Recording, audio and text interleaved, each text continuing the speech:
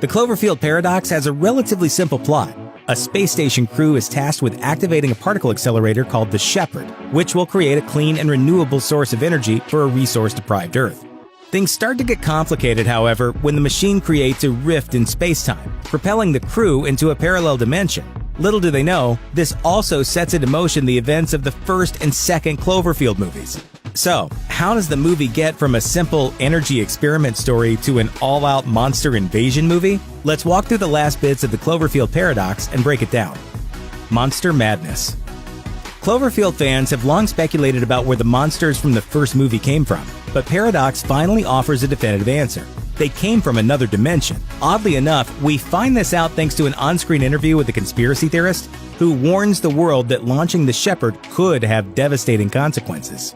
They risk ripping open the membrane of space-time. This experiment could unleash chaos. His words are unfortunately ignored, of course, but he's ultimately proven right once an overload of the Shepherd system thrusts the crew into an alternate reality while introducing untold numbers of hell beasts to run roughshod over Earth. The film's closing moments reveal that by 2028, there's been a full-on invasion of monsters all over the planet.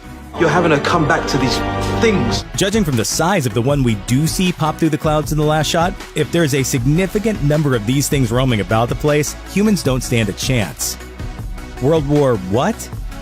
Before the extra-dimensional chaos breaks out, it's very clear that Earthlings are already having a lot of trouble sustaining their way of life. A global energy crisis has put several nations, Germany and Russia in particular, at the brink of war. And that sense of desperation and paranoia trickles into the dynamics of the International Space Station's crew, which features both a German and a Russian scientist working on different aspects of the mission.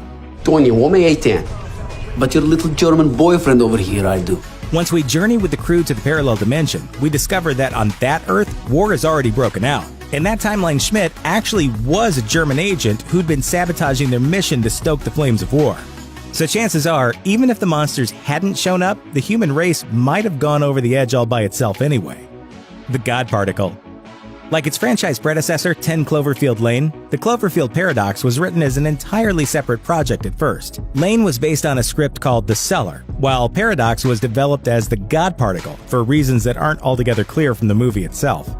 In scientific terms, a God particle is a name for what is properly called a Higgs boson, a particle effectively responsible for the origin of mass. They're also theorized to have the ability to overlap and occupy the same points in spacetime, unlike other particles like electrons or protons. In theory, God particles may have played a part in the fictional function of the Shepherd particle accelerator in earlier cuts of the film.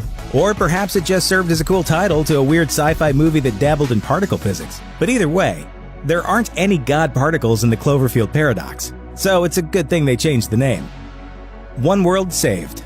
It's easy to chalk up the efforts of the film's protagonists to a zero-sum game. They go through all of the effort to get back to their home dimension and figure out how to make the particle accelerator work, only to realize as soon as they do that Earth is now facing a problem the accelerator can't fix. It's a bitter twist, but there is one silver lining. The crew does save Earth. It's just not their Earth. Right before activating the accelerator and heading back to their Earth during the film's climax, Hamilton and Schmidt send the schematics for the Shepherd particle accelerator to the parallel Earth, the one at war over energy resources. It might take some time, but this planet now has the means to access clean, renewable energy and save itself, hopefully without inviting a bunch of massive monsters into this dimension. Thanks for watching. Click the looper icon to subscribe to our YouTube channel, plus check out all this cool stuff we know you'll love too.